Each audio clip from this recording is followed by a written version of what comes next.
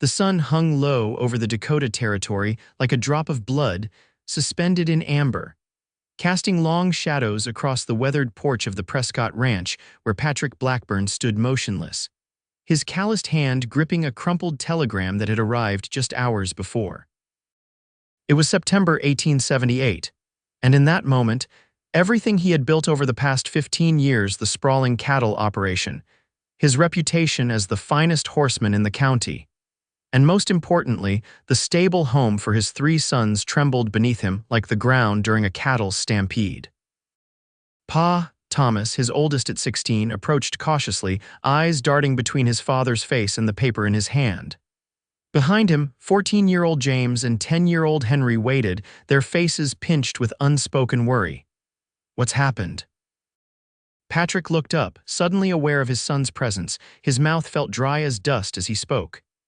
Your mama's gone, boys. Fever took her last week in Denver. The words seemed to hover in the air between them, refusing to settle into anything resembling reality. Sarah had been gone nearly 3 months, tending to her ailing sister. Their last letter had arrived 2 weeks prior, speaking of improvement and plans to return. No, the word escaped James as a whisper, his face draining of color. Thomas stood straight-backed, his jaw clenched tight enough to crack teeth. Henry simply stared, too young to fully comprehend the permanence of death, but old enough to understand that something irreplaceable had been lost. We got work to do, Patrick said, folding the telegram with mechanical precision and tucking it into his shirt pocket. Cattle need moving to the north pasture before nightfall. That evening, as dusk settled across the plains surrounding Hillsborough, Dakota Territory, the Blackburn men worked in silence, their movements automatic, their grief unacknowledged. When they returned to the house, Patrick poured himself a generous measure of whiskey while his sons ate the stew that had been simmering since morning. No one spoke of Sarah. No one spoke much at all. And thus began a pattern that would persist through the changing season's work from sunup to sundown, minimal conversation, and the careful avoidance of anything that might crack the brittle shell forming around their collective pain. By spring of 1879, the Blackburn Ranch operated with the cold efficiency of a well-oiled machine. Patrick drove his sons as hard as he drove himself, filling every waking moment with physical labor. The ranch prospered under their relentless attention, but the house grew ever more silent, the spaces between them wider and deeper than the ravines cutting through their grazing lands. Thomas took to staying out late, breaking wild horses under moonlight when he thought his father wouldn't notice. James buried himself in books when not working, retreating into worlds far removed from their reality in Dakota. Young Henry shadowed his father with desperate devotion, though Patrick rarely acknowledged the boy's presence beyond giving orders. The second summer without Sarah brought drought to the territory. Creeks ran dry, grass withered, and tempers in the Blackburn household grew short. On a scorching July afternoon, as they struggled to dig a new well closer to the house, Thomas threw down his shovel. We can't keep going like this, Pa. Patrick continued to dig, his shirt soaked through with sweat. Pick that shovel back up, boy. We haven't talked about her once, not once in almost a year. Talking won't bring water to this land, Patrick replied, his voice as parched as the ground beneath them. It won't bring her back either. But maybe it would help Henry sleep through the night instead of crying when he thinks nobody's listening. Thomas gestured to his youngest brother, who had frozen mid-task, his freckled face flushing red with embarrassment. Patrick finally stopped digging, glancing at Henry before turning his gaze back to Thomas. You questioning how I'm raising my sons? I'm questioning how we're living, Thomas answered, standing taller against his father's hard stare. We're not living at all. Before Patrick could respond, James called out from the edge of their property. Riders coming. 3 figures approached on horseback, unusual enough to warrant caution in these parts. Patrick grabbed his rifle from where it rested against a nearby oak and motioned for his sons to move behind him. As the riders drew closer, Patrick lowered his weapon slightly. The lead rider was Micah Johnson, owner of the general store in Hillsborough. Behind him rode Sheriff Ellis and a woman Patrick didn't recognize.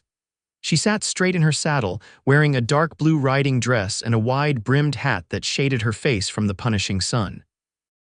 "Afternoon, Blackburn," Johnson called out as they approached. "Hope we're not interrupting anything important." "Just digging for water where there probably ain't none," Patrick answered, resting his rifle against his shoulder. "What brings you out this way, Micah?" Johnson dismounted, nodding toward the woman. "Brought someone you ought to meet. This here's Mrs. Olivia Daniels, widow of Chester Daniels from back east. She's purchased the old Miller property adjacent to yours." The woman dismounted with graceful ease, removing her hat to reveal auburn hair neatly pinned back from a face that, while not conventionally beautiful, possessed a certain steadiness that caught Patrick's attention. She appeared to be in her early 30s, with intelligent eyes that assessed the Blackburn men with open curiosity. "Mr. Blackburn," she said, extending her hand, "I've heard a great deal about your cattle operation." Patrick hesitated before accepting her handshake, uncomfortably aware of his dirt-encrusted fingers against her gloved hand. "Madam, the Miller place has been abandoned going on 3 years now. It'll need considerable work." "I'm not afraid of work, Mr. Blackburn," she replied with a slight smile, "and I believe the land has potential." Sheriff Ellis stepped forward. "Mrs. Daniels comes highly recommended from St. Louis. Her late husband was in banking, and she's looking to establish something of a fresh start out here." Patrick nodded, unsure how to respond to this unexpected development. A woman alone taking on a hardscrabble ranch seemed like madness, especially with the drought tightening its grip on the territory. "These are my sons," Patrick said finally, gesturing behind him. "Thomas, James, and Henry." Olivia smiled warmly at each boy in turn, her gaze lingering on young Henry's downcast eyes. "It's a pleasure to meet you all. I hope we'll be good neighbors." "You planning on running cattle?" Patrick asked, his tone making clear his doubt about such a prospect. "Not initially," she answered. "I thought to start with something more manageable, perhaps sheep." Patrick's eyebrows rose. Sheep ranchers and cattle men rarely mixed well in these parts. Before he could comment, Johnson intervened. "Mrs. Daniels will need some assistance getting settled. The house needs repairs before it's properly habitable." "We're in the middle of moving cattle and digging a new well," Patrick responded quickly. "I can't spare my boys, for I wouldn't dream of imposing," Olivia interrupted. "I've hired 2 men from town for the heavy work. But I would appreciate any advice you might offer about the land. You've been here longer than most, I understand." Something about her direct gaze made Patrick uncomfortable. Unlike most people who'd encountered the taciturn Blackburn family since Sarah's death, she didn't seem intimidated by his brusqueness. "Water's your biggest concern right now," he said finally. "Miller's Creek bed is probably dry, but there's a spring about half a mile east of the house that runs year-round. Otherwise, you'd be wise to postpone your plans until after harvest season when you can hire more help." "Thank you for the information about the spring," she replied. "But I've postponed plans long enough in my life, Mr. Blackburn. Sometimes circumstances demand that we move forward, ready or not." Something in her words struck Patrick like a physical blow, though he maintained his impassive expression. Behind him, he could feel his son's attention fixed on the exchange. After Johnson and the sheriff had discussed a few more particulars about property boundaries and local concerns, the visitors prepared to leave. As Olivia mounted her horse, she turned to the boys. "I'll be hosting a small gathering once I'm settled, perhaps in 2 weeks' time. I'd be honored if you gentlemen would attend. Nothing formal, just a neighborly introduction." Before Patrick could refuse, Thomas stepped forward. "We'd be happy to, Mrs. Daniels." Patrick shot his oldest son a look that promised later consequences, but said nothing as the riders departed. That evening, as they ate their dinner in customary silence, Patrick finally addressed his son's presumption. "We won't be attending any social gatherings at the Daniels place." Thomas looked up from his plate. "Why not, Pa? Would it kill us to act like normal folks for one evening? We've got a ranch to run," Patrick replied firmly. "And sheep farmers don't mix with cattle men, never have." "Mrs. Daniels seemed nice enough," James ventured quietly. "And it's just one evening." "She's a city woman with no business trying to run a ranch on her own," Patrick said. "She'll be gone before winter sets in, mark my words." "Like Ma," Henry's small voice cut through the tension like a knife. The silence that followed was thunderous. Patrick stared at his youngest son, whose chin trembled slightly but whose eyes remained defiant. "You boys get to bed," Patrick said finally, his voice dangerously low. "Early start tomorrow." For the next 2 weeks, the Blackburn men threw themselves into their work with even greater determination. The new well finally yielded water, though not as much as they'd hoped. The cattle were moved to fresh grazing land, and repairs to the barn roof were completed before an unexpected thunderstorm rolled across the prairie, bringing temporary relief from the drought. Throughout this time, they occasionally spotted activity at the Miller property, now the Daniels Ranch. Wagons delivered supplies, and smoke rose steadily from the chimney of the previously abandoned house. Once, Henry reported seeing Mrs. Daniels herself inspecting fence lines with one of her hired men. Patrick did his best to ignore these developments, but found his thoughts returning to the widow more often than he cared to admit. There was something about her self-possessed confidence that both irritated and intrigued him. It had been a long time since anyone had looked at him the way she had, as if truly seeing him rather than the hard shell he'd cultivated since Sarah's death. On the evening of Olivia Daniels' gathering, Patrick returned from checking on a pregnant heifer to find his 3 sons washed and dressed in their Sunday clothes. "What do you think you're doing?" he demanded, though he knew perfectly well. "Going to Mrs. Daniels' gathering," Thomas answered calmly. "She invited us proper, and it would be rude not to attend when we're her closest neighbors." "I didn't give permission for this," Patrick said, his anger rising. "You didn't forbid it either," James pointed out, adjusting his collar nervously. "We want to go, Pa," Henry added, his small face hopeful. "Please." Patrick looked at his sons, really looked at them for what felt like the first time in months. Thomas, nearly a man now, with Sarah's determined chin and steadfast gaze. James, thoughtful and observant, growing too thin from work and worry. And Henry, desperately trying to be brave while missing his mother with an ache that couldn't be hidden. Something cracked inside Patrick's chest, painful yet somehow necessary, like the setting of a broken bone. "Give me 10 minutes to clean up," he said finally. The ride to the Daniels place was quiet, but it was a different sort of quiet than had become customary for the Blackburn family, expectant rather than empty. As they approached, they could see lanterns illuminating the freshly painted porch of the farmhouse. Several wagons and horses indicated other guests had already arrived. Olivia greeted them at the door herself, dressed in a simple but elegant dark green dress that complemented her auburn hair, which was arranged more elaborately than when they'd first met. "The Blackburn men," she said with genuine pleasure. "I'm so glad you decided to come. Please make yourselves at home." The interior of the house had been transformed from what Patrick remembered of the abandoned Miller property. Fresh paint brightened the walls, and simple but tasteful furnishings filled the main rooms. About 15 people milled about, mostly townspeople Patrick recognized, but rarely spoke with. A table laden with food occupied one wall, and someone was playing a fiddle in the corner while others clapped along. Henry's eyes widened at the spread of food, while James immediately gravitated toward the small bookshelf against one wall. Thomas nodded politely to the Harrington girl, who blushed and turned away. "You've accomplished a great deal in 2 weeks," Patrick said to Olivia, who had remained at his side. "When one knows what one wants, Mr. Blackburn, it's remarkable how quickly obstacles can be overcome." She smiled up at him. "Would you like some coffee, or perhaps something stronger?" "I understand from Mr. Johnson that you prefer whiskey."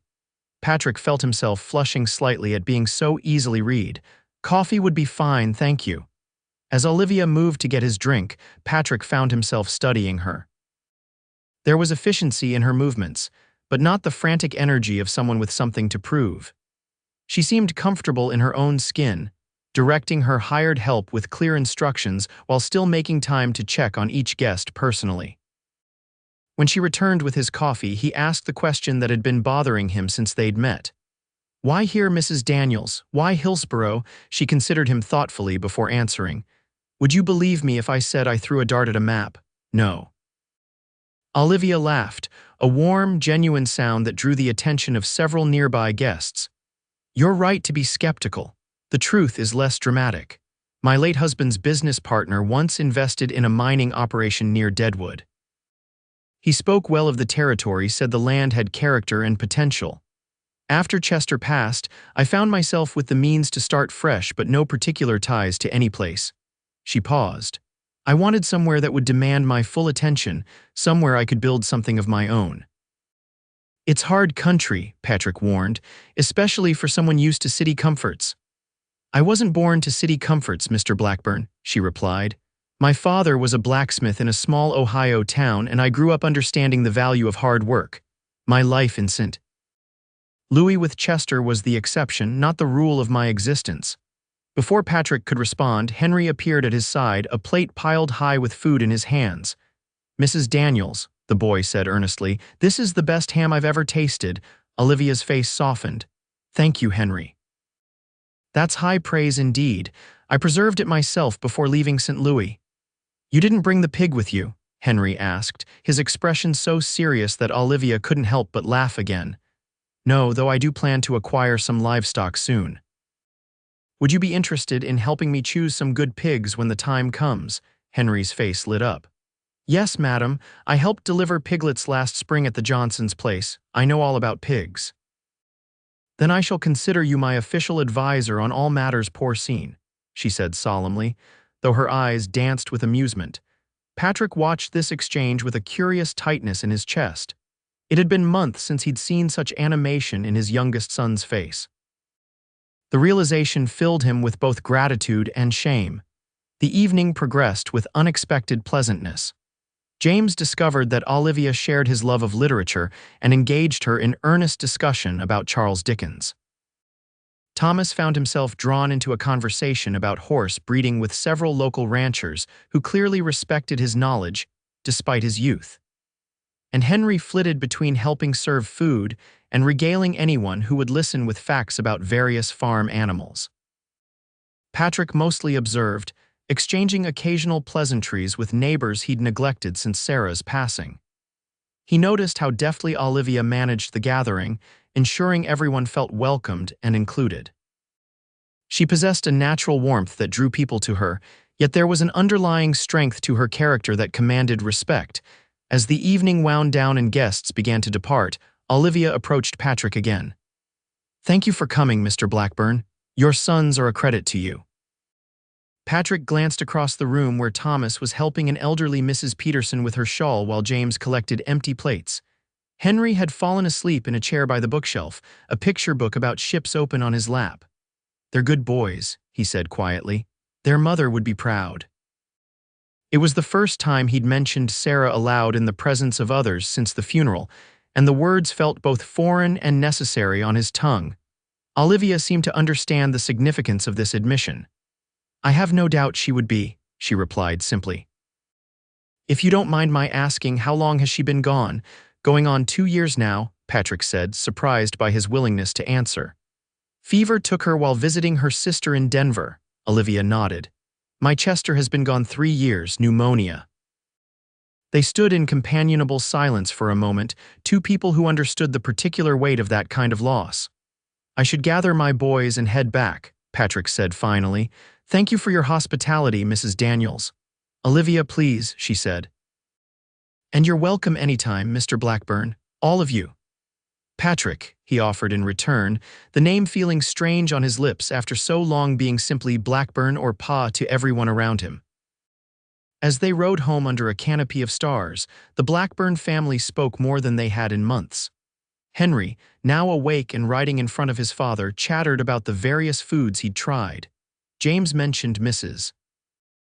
Daniels' Olivia's impressive book collection, while Thomas admitted that the Harrington girl had invited him to Sunday dinner after church. Patrick listened to his sons with growing awareness of how much they'd all retreated into themselves since Sarah's death. He'd thought his stoic example was teaching them strength, but perhaps he'd only been showing them how to bury their feelings so deeply they might never be recovered. Can we go back sometime, Pa? Henry asked sleepily as they approached their darkened ranch house. Patrick hesitated only briefly. I expect we might, son. Mrs. Daniels seems like she could use some neighborly help getting established. The following weeks brought subtle but significant changes to the Blackburn household. While they still worked from dawn until dusk, conversation began to flow more freely between father and sons. Patrick made an effort to ask about their day each evening at dinner. Thomas spoke cautiously of his interest in the Harrington girl. James shared insights from the books he was reading. And Henry, most notably, began to smile again with increasing frequency. Their interactions with Olivia Daniels grew more regular as well. Patrick found legitimate reasons to ride by her property, offering advice on water management during the ongoing drought, suggesting improvements to her fencing to keep predators away from the small flock of sheep she'd acquired, warning her about a band of rustlers operating in the next county. For her part, Olivia often sent Henry home with freshly baked bread or preserves when he visited, which was increasingly often. She hired James to help catalog and organize her growing library one afternoon a week, paying him with books and conversation that nourished his hungry mind. Even Thomas occasionally stopped by to help with tasks requiring greater strength, though Patrick suspected his oldest son's willingness had more to do with the fact that the Harrington girl's family had become friendly with Olivia than with any burning desire to assist with sheep shearing. As for Patrick himself, he found that his initial skepticism about Olivia's chances of success was gradually being replaced by reluctant admiration. She approached ranch life with a practical intelligence that compensated for her lack of experience. When she made mistakes, and there were several, she accepted correction without defensiveness and never repeated the same error twice. Her small flock of sheep prospered under her attentive care, and her vegetable garden yielded impressive results despite the challenging conditions. More surprising to Patrick was how easily she had integrated herself into the community of Hillsborough. Within months of her arrival, Olivia had become an essential part of the town's social fabric. She organized a successful harvest festival that autumn, bringing together families who had previously held themselves apart due to old grievances or simple neglect of neighborly ties.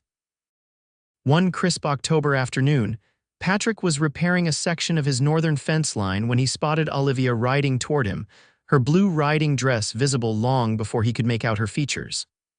"Good afternoon, Patrick," she called as she approached, her cheeks flushed from the ride. "I hope I'm not interrupting important work." "Nothing that can't wait," he replied, setting aside his tools. "Is everything all right at your place?" "Perfectly fine," she assured him. "I actually came to extend an invitation. I'm hosting a small Thanksgiving dinner at my home, and I'd very much like for you and your boys to attend." Patrick hesitated. Thanksgiving had been Sarah's favorite holiday, and they hadn't properly celebrated it since her passing. Last year, they'd treated it as any other day, eating their usual fare in silence while pretending not to remember the elaborate meals Sarah had always prepared. Seeing his hesitation, Olivia added softly, "I understand if it's too difficult. Holidays can be particularly challenging after loss." "How do you do that?" Patrick asked suddenly. "Do what? Read my thoughts so easily. Know exactly what's troubling me without my saying a word." Olivia smiled gently. "Perhaps because I've had similar thoughts myself. The first Christmas after Chester died, I couldn't bear to hang a single decoration or sing a single carol.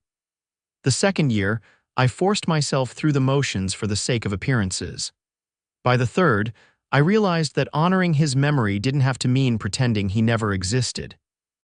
It could mean celebrating the things he loved, even if tears mixed with the laughter." Patrick studied her face, noting the quiet wisdom in her eyes. "You're a remarkable woman, Olivia Daniels." "Thank you," she replied, meeting his gaze steadily. "But my point is that grief doesn't follow orderly stages or polite timelines. It's a journey as unique as the love that preceded it." They sat in companionable silence for a moment, the prairie wind whispering around them. "We would be honored to join you for Thanksgiving," Patrick said finally. "The boys would enjoy it, and it's time we started some new traditions." "Wonderful," Olivia said, her smile warming him more than the autumn sun. "And please feel free to speak of Sarah. I'd love to know more about the woman who raised such fine sons." As she turned to leave, Patrick found himself calling after her. "Olivia, thank you," she looked back questioningly, "for helping my boys," he clarified, "for showing them it's all right to feel things again." "Your sons are stronger than you know, Patrick," she replied.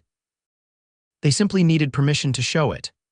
With a final smile, she urged her horse forward, leaving Patrick to contemplate her words as he returned to his fence repairs.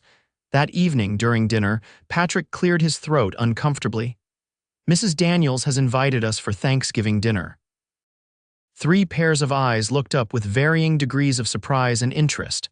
"I told her we would come," Patrick continued, "and I think your mother would approve of us making new friends and creating new traditions." Henry's fork clattered against his plate. "You mentioned Ma," he said, his voice filled with wonder. Patrick nodded slowly. "I did, and I should have done so sooner. Your mother was the best part of all of us, and pretending she never existed doesn't honor her memory." Thomas's eyes shimmered with unshed tears. "We thought you didn't want us to talk about her, that it made you too sad." "It does make me sad," Patrick admitted, his voice rough with emotion. "But she was your mother, and you have every right to remember her, to speak of her, to miss her." "I'm starting to forget what she looked like," Henry confessed in a small voice. "Sometimes I try to picture her face, but it's getting blurry." Patrick stood abruptly and left the room, returning moments later with a framed photograph he'd kept hidden in his dresser drawer since Sarah's death. It showed Sarah holding a newborn Henry, with Thomas and James on either side of her, all smiling despite the formality of the posed portrait. "Your mother had the brightest smile in all of Dakota Territory," Patrick said, placing the photograph in the center of the table. "And when she laughed, really laughed, it was like music." That night, for the first time in nearly 2 years, the Blackburn family shared memories of Sarah over dinner. There were tears, particularly from Henry, but there was also laughter as they recounted her terrible singing voice, her unmatched apple pies, and her habit of naming every animal on the ranch, whether it was destined for the dinner table or not. When the boys finally went to bed, Patrick sat alone at the kitchen table, the photograph of Sarah before him. "I'm trying," he whispered to the image of his late wife. "I don't know if I'm doing it right, but I'm trying." The following weeks brought the first significant snowfall to the territory, blanketing the prairie in pristine white. The Blackburn men turned their attention to winter preparations, ensuring sufficient feed for the cattle, reinforcing the barn against the coming harsh winds, and stocking the root cellar with preserved foods that would sustain them through the coldest months. Patrick found himself wondering how Olivia was managing her first Dakota winter. On impulse, he decided to ride over to check on her, bringing along a haunch of venison from a deer Thomas had successfully hunted the previous day. He found her struggling to repair a damaged section of her barn roof, precariously balanced on a ladder while wielding a hammer with determined but imprecise strokes. "That's not going to hold against the next snowfall," he called up to her, dismounting from his horse. Olivia looked down, a mixture of frustration and relief crossing her features. "I'm open to suggestions, Mr. Blackburn, but I can't leave it as is. My sheep need proper shelter." "Let me," Patrick said, setting aside the venison and removing his heavy coat despite the cold. He climbed the ladder as Olivia descended, their bodies briefly close as they passed each other on the narrow rungs. For the next hour, Patrick worked on properly securing the damaged section of roof, while Olivia handed him tools and materials from below. When he finally climbed down, his fingers numb despite his gloves, she insisted he come inside to warm up.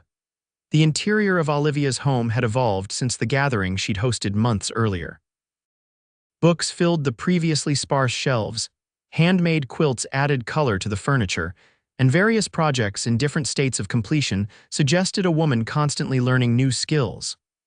A loom occupied one corner, with a half-finished blanket displaying an intricate pattern. Dried herbs hung from the kitchen rafters, filling the air with pleasant, earthy scents.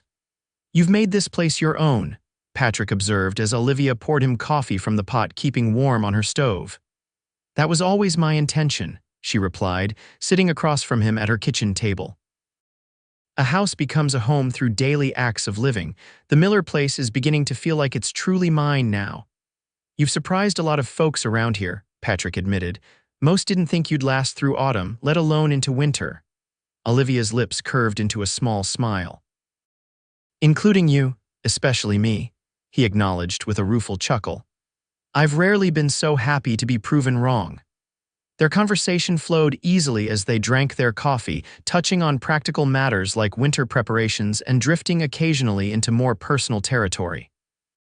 Patrick found himself telling Olivia about his early days in the territory, how he and Sarah had arrived with nothing but determination and a wagon full of supplies, building their ranch from the ground up. "She sounds like she was an exceptional woman," Olivia said when he described Sarah's unflagging optimism during those difficult first years. "She was," Patrick agreed, surprised by how the ache of loss had transformed into something warmer, almost comforting. "The boys get their strength from her. I've only recently begun to see how much of her lives on in them. And in you," Olivia added softly. "The love you shared doesn't disappear, Patrick. It becomes part of who you are." Their eyes met across the table, and for a breathless moment, Patrick felt something shift between them, a recognition, perhaps, of the unique understanding they shared as two people who had loved and lost and continued living despite it all. The moment was interrupted by a knock at the door. Olivia's hired hand, Caleb, needed her input on an issue with one of the pregnant ewes.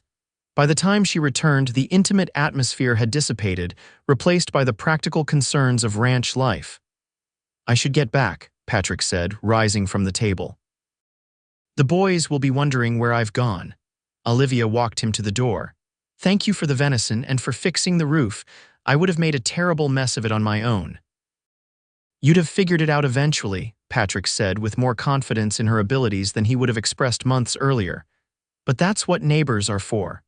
As he turned to leave, Olivia placed a hand on his arm. "Patrick, you and your boys are healing. I hope you know that." He covered her hand with his own briefly before stepping out into the snow. "If we are, it's largely thanks to you." The ride home gave Patrick ample time to reflect on his changing feelings toward Olivia Daniels. What had begun as skepticism had evolved into respect, then friendship, and now something more complex that he wasn't entirely ready to name. It had been so long since he'd allowed himself to think of any woman besides Sarah in such terms that the very idea felt almost like a betrayal. Yet Sarah herself would have been the first to tell him that life was meant for living. She had always been the one to push him toward connection with others when his natural inclination was to keep to himself. By the time Thanksgiving arrived, the Blackburn family had established a new routine that included regular visits to and from the Daniels ranch. Henry spent nearly every Saturday helping Olivia with her sheep and learning to card wool. James often rode over with books to exchange and stayed for long conversations about literature and history. Even Thomas found excuses to visit, particularly after Olivia began hosting Sunday gatherings that the Harrington family frequently attended. For the Thanksgiving meal itself, Olivia had invited not only the Blackburns but also the Harringtons, Sheriff Ellis and his wife, Micah Johnson and his family, and several other neighbors. Her small home was filled to bursting with people, food, and conversation. Patrick watched with quiet pride as his sons integrated seamlessly into the gathering. Thomas sat next to Emma Harrington, their heads bent close in conversation.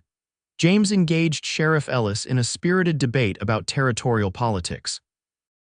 And Henry moved among the guests, charming the adults with his earnest questions and entertaining the younger children with stories about the sheep at Olivia's ranch. "Your boys have come so far," Olivia murmured, appearing at Patrick's side with a plate of food for him. "You should be proud."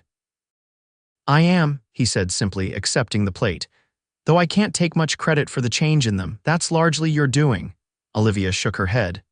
"I merely provided an opportunity. You were the one brave enough to take it to let them start feeling again, to start feeling yourself." Before Patrick could respond, Micah Johnson called for everyone's attention. "Before we eat this magnificent feast, I'd like to propose a toast to our hostess. Olivia Daniels arrived in Hillsborough less than 6 months ago, but I think we can all agree she's become an essential part of our community."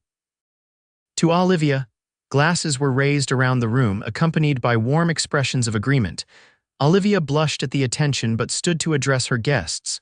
"Thank you all for that kind welcome, but I should be the one thanking you. When I decided to start a new chapter of my life here, I hoped to find good land and perhaps a few friendly neighbors. What I've found instead is a true community, people who support each other through hardship and celebrate together in times of plenty." Her gaze found Patrick's across the room. "I've learned that healing doesn't happen in isolation. It happens when we allow others to see our wounds and help bind them, so my thanks to all of you for making Hillsborough my home."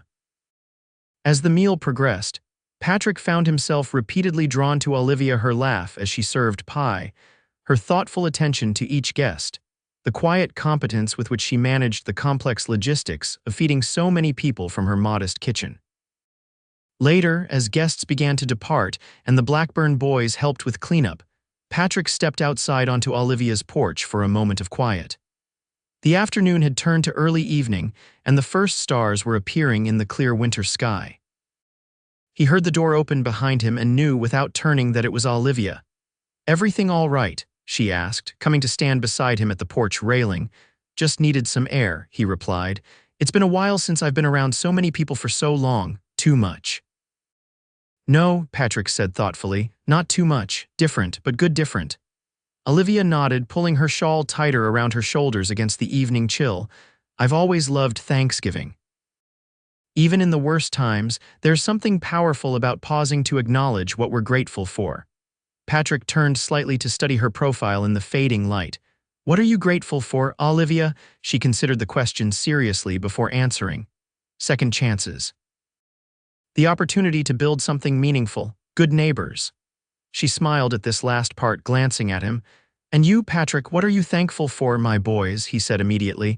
"Seeing them come back to life these past few months."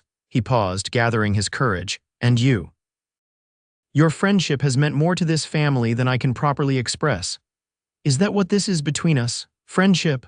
Olivia asked softly, her eyes searching his face. Patrick felt his heart quicken at the directness of her question. "I think it started as friendship. But lately I've been wondering if it might be something more." The admission felt both terrifying and liberating. Olivia's expression softened. "I've been wondering the same thing." They stood in silence for a moment, the weight of this shared acknowledgement hanging between them. "I loved my wife deeply," Patrick said finally. "Part of me always will." "As I loved Chester," Olivia replied. "That doesn't change." "No, it doesn't," Patrick agreed. "But perhaps there's room in a heart for more than one love in a lifetime." Olivia's hand found his on the porch railing, her fingers cool against his skin. "I believe there is. And I believe Sarah would want you to find happiness again." The mention of Sarah's name on Olivia's lips might once have pained him, but now it felt right, an acknowledgement that the past was neither forgotten nor a barrier to the future. Inside the house, they could hear the boys laughing as they helped with the dishes. The sound carried clearly in the still evening air evidence of healing that had seemed impossible mere months ago. "I should check on them," Patrick said, though he made no move to withdraw his hand from beneath Olivia's. "They're fine," she assured him. "They're stronger than you know, remember." Patrick nodded, turning his hand to properly hold hers. "So what happens now, Olivia Daniels?" "Now," she echoed with a small smile. "Now we take our time, we see where this leads. There's no rush, Patrick. We've both learned the hard way that life is unpredictable. Better to savor each moment as it comes."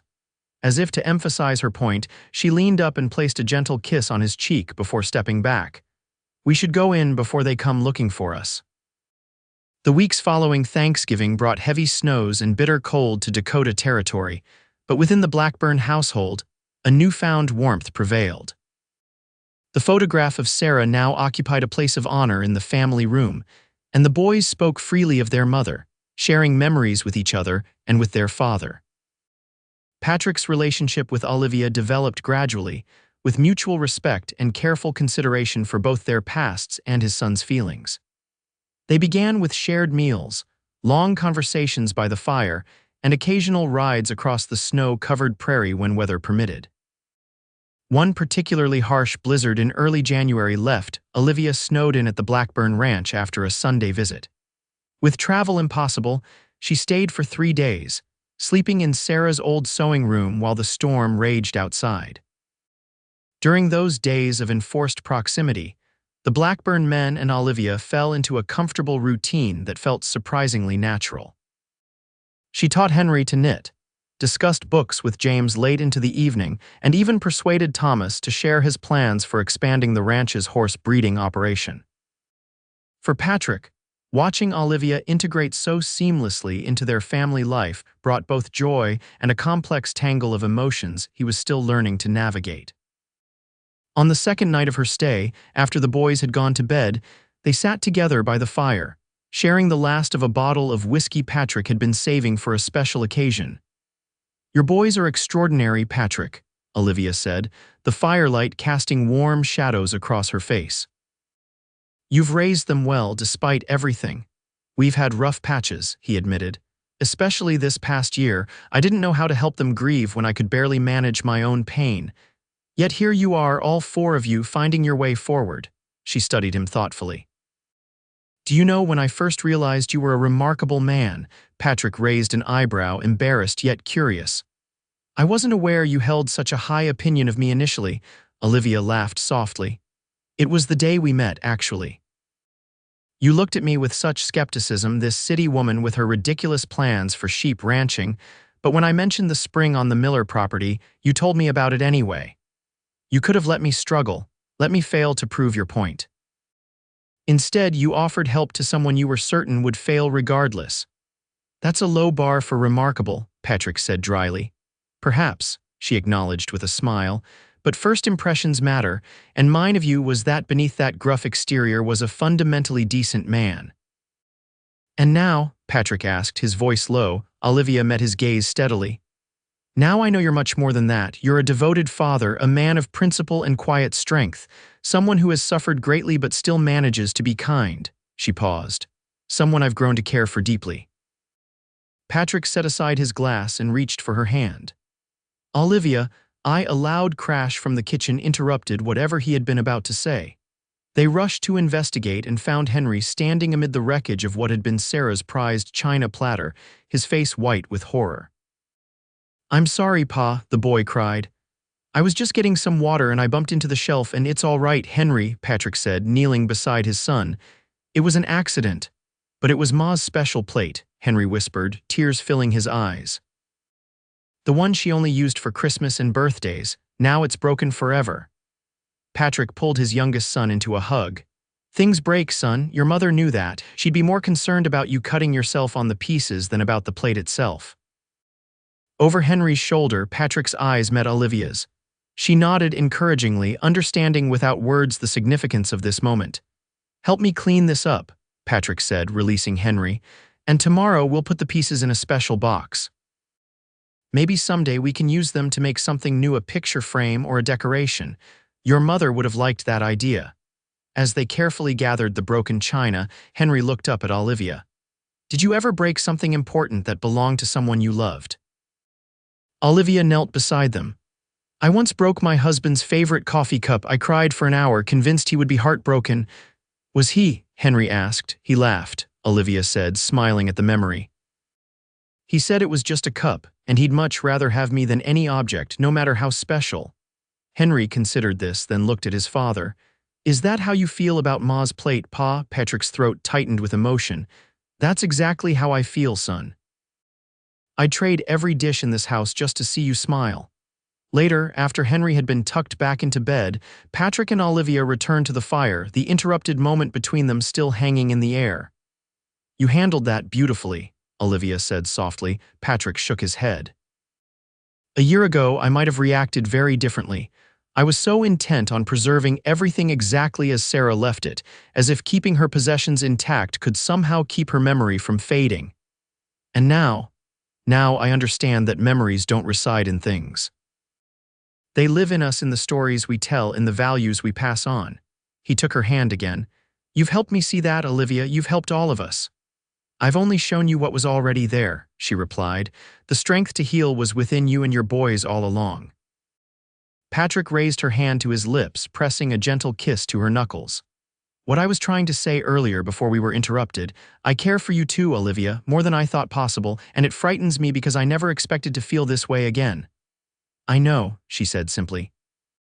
"I feel the same fear, but I also feel hope. And lately, that's been winning out over the fear." The blizzard subsided the following day, allowing Olivia to return to her own ranch with the help of Patrick and Thomas, who broke trail through the deep snow. As they parted at her door, Patrick kissed her properly for the first time, a gentle, questioning kiss that held the promise of more to come. "I'll see you Sunday?" she asked, her cheeks flushed from more than just the cold. Patrick nodded. Wild horses couldn't keep us away. As winter slowly gave way to spring, the relationship between Patrick and Olivia deepened, becoming a steady source of joy for both of them. The boys, initially cautious about this development, gradually embraced Olivia's growing role in their lives. Henry was the most enthusiastic, treating Olivia as a confidante and teacher. James appreciated her intellect and the way she engaged with his ideas without condescension. Thomas, the most reserved, finally gave his tacit approval when Olivia helped convince Emma Harrington's protective father to allow the young couple more time together. By early April, as the last patches of snow melted and the first green shoots appeared across the prairie, Patrick found himself contemplating a future he hadn't dared imagine a year earlier. He discussed his thoughts with his sons one evening after dinner, wanting their honest opinions before taking any action. "I've been thinking about asking Mrs. Daniels Olivia to marry me," he said, his voice steady despite the nervousness he felt. "But I wanted to talk to you boys first. This affects all of us and your feelings matter to me." The brothers exchanged glances, a silent communication passing between them. "We've already discussed it, Pa," Thomas said finally. "We figured it was coming." Patrick raised his eyebrows in surprise. "And we think you should," James said. "Mrs. Daniels makes you happy, we can all see it." "She makes us happy too," Henry added earnestly, "and she tells the best stories about Ma even though she never met her." This last comment caught Patrick off guard. "Olivia tells stories about your mother." Henry nodded. "She asks us to tell her things about Ma, and then she remembers them and tells them back later so we don't forget. She said that's how you keep people alive in your heart." Patrick felt a lump forming in his throat.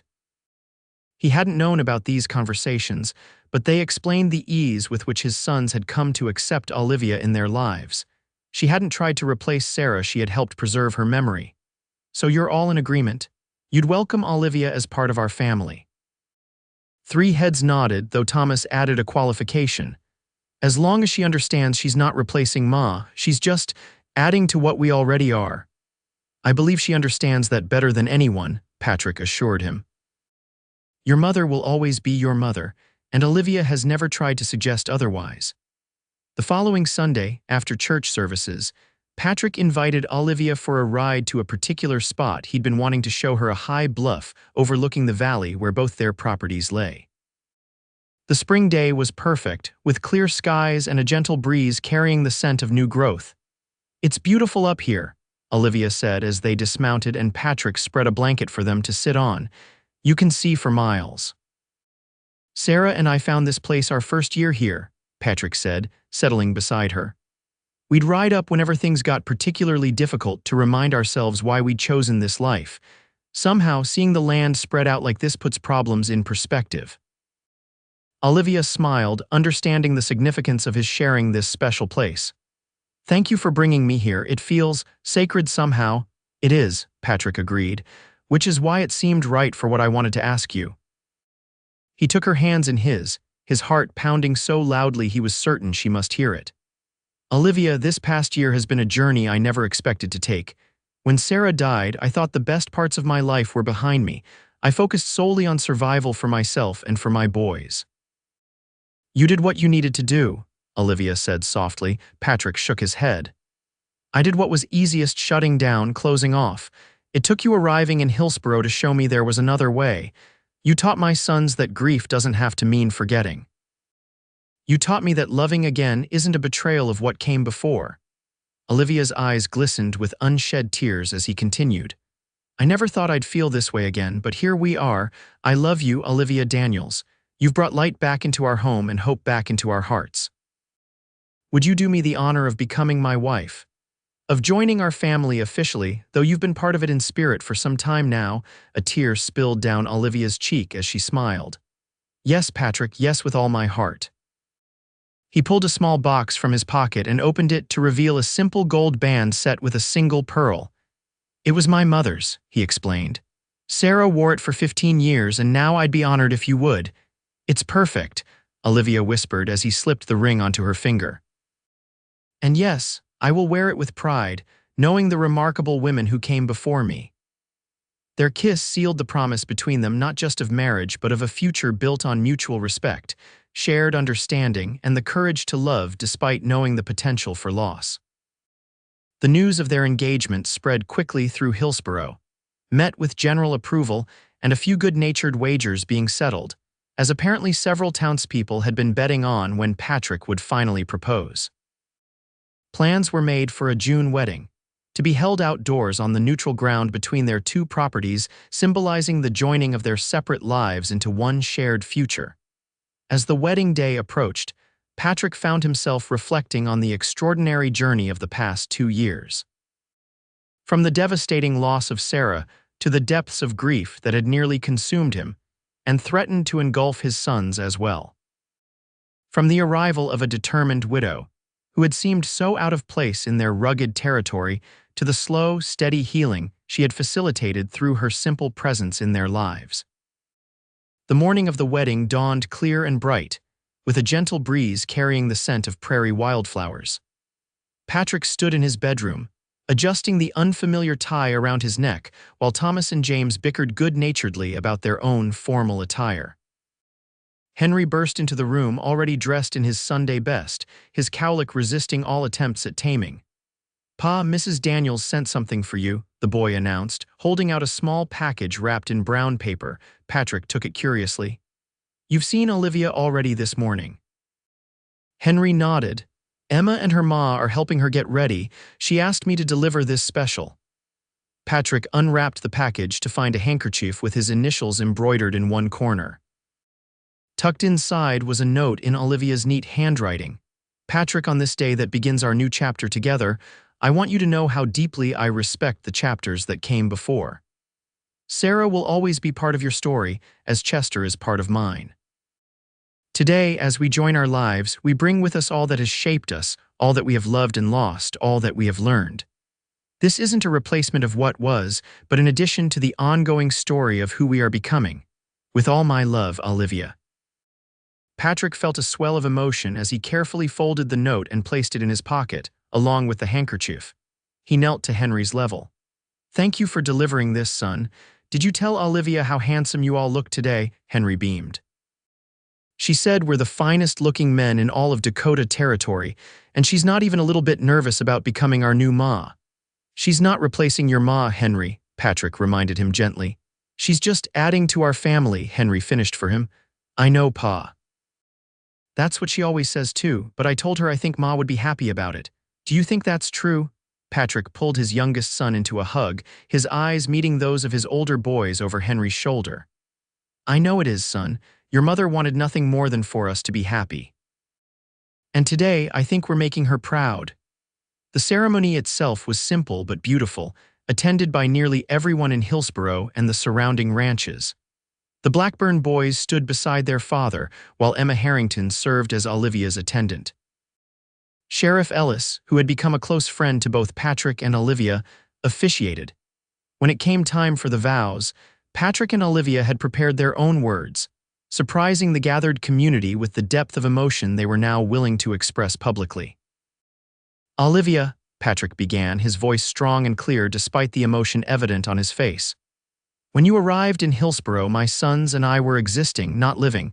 We were trapped in our grief, unable to move forward. You didn't push or demand, you simply showed us a different way to be. You taught my boys that tears aren't weakness. You taught me that healing doesn't mean forgetting. Today, I promise to spend the rest of my life trying to bring you the same light and joy you've brought to us. I promise to honor your past while building our future. I promise to love you through whatever challenges we face, with the same strength and grace you've shown me." Olivia's eyes shimmered with tears as she responded. "Patrick, when I came to Dakota Territory, I was seeking a fresh start, a place to build something of my own. What I found instead was a family, you and your extraordinary sons. You welcomed me despite your reservations. You supported me when others doubted. You shared your grief and your healing, your stories and your silence. Today, I promise to continue that journey with you to help nurture the legacy Sarah began with your sons. To build a home where memories are treasured and new joys are created daily. To love you completely, honestly, and gratefully for all the days we're given together. There wasn't a dry eye in the gathering as Patrick and Olivia exchanged rings. When Sheriff Ellis pronounced them husband and wife, Patrick pulled Olivia into a kiss that promised all the tomorrows they now faced together. The celebration that followed lasted well into the evening, with music, dancing, and enough food to feed half the territory. Henry entertained younger guests with exaggerated tales of his sheep-herding adventures. James engaged several of the town's more intellectual citizens in spirited conversation. Thomas and Emma danced every dance together, their future plans obvious to anyone with eyes to see. As the sun began to set, casting long shadows across the prairie, Patrick found Olivia sitting slightly apart from the festivities, watching the scene with quiet contentment. "Penny for your thoughts, Mrs. Blackburn," he said, sitting beside her and taking her hand in his. Olivia smiled at the sound of her new name. "I was just thinking about journeys, how seldom they lead where we expect, yet often exactly where we need to go." Patrick nodded, following her gaze to where his sons were helping serve cake to the remaining guests. "When Sarah died, I thought our story had ended. I couldn't imagine another chapter. And yet here we are," Olivia said softly, "writing it together. With plenty of help," Patrick added, nodding toward the boys. "They've come so far, we all have." As if sensing they were being discussed, the Blackburn sons approached their father and new stepmother. "Everything all right?" Thomas asked. "People are starting to head home." "Everything is perfect," Olivia assured him. "I was just telling your father how grateful I am for all of you." Henry leaned against her chair. "Does this mean we're moving to your house, or are you moving to ours?" Patrick and Olivia exchanged glances. They had discussed this practical matter extensively, but hadn't yet shared their decision with the boys. "Actually," Patrick said, "we have a different plan. Olivia and I thought we might build a new house halfway between our two properties, something that belongs to all of us." "A fresh start," James observed thoughtfully, "while keeping what matters from both our pasts," Olivia added. "Your father's cattle operation and my sheep can coexist quite well. The new house would be a symbol of our joined families, but we'd preserve both original homesteads for the future."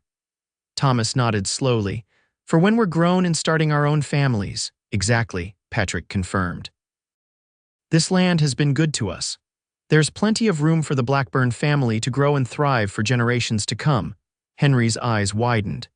"Does that mean I might get a baby brother or sister someday?" Olivia laughed, her cheeks coloring slightly as she met Patrick's gaze. "That's certainly a possibility, Henry. Would you like that?" "Yes, madam," the boy exclaimed. "I'm tired of always being the youngest." As they all laughed at Henry's enthusiasm, Patrick felt a profound sense of rightness settle over him.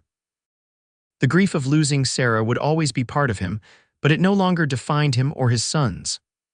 Olivia had shown them that hearts could heal without forgetting, that love wasn't a finite resource but an expanding one.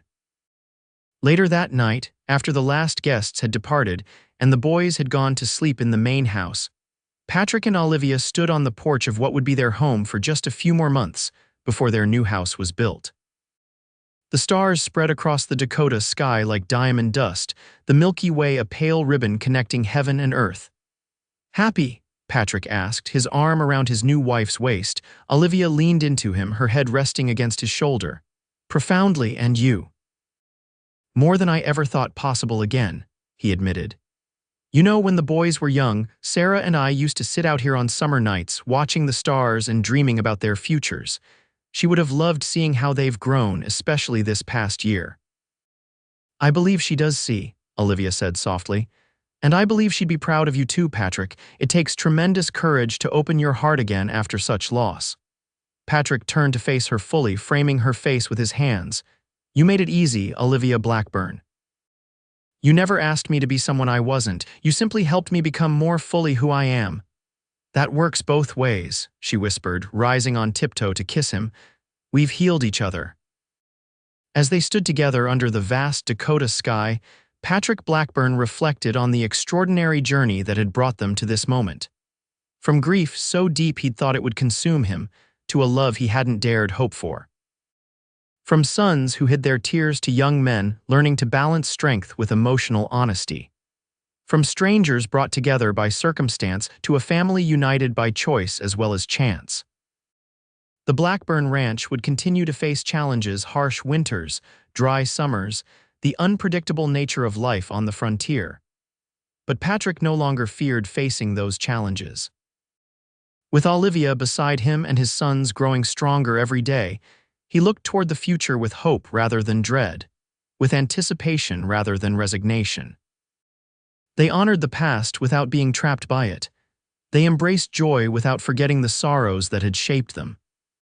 And they demonstrated to everyone in Hillsborough, and beyond that, healing wasn't about leaving grief behind, but about carrying it forward with dignity, allowing it to deepen rather than diminish their capacity for love. In this way, Patrick Blackburn and his sons, with the help of a determined widow who became so much more, discovered that tears need not be hidden to preserve strength, that vulnerability could coexist with resilience, and that the heart's capacity for love was limited only by the courage to risk it again.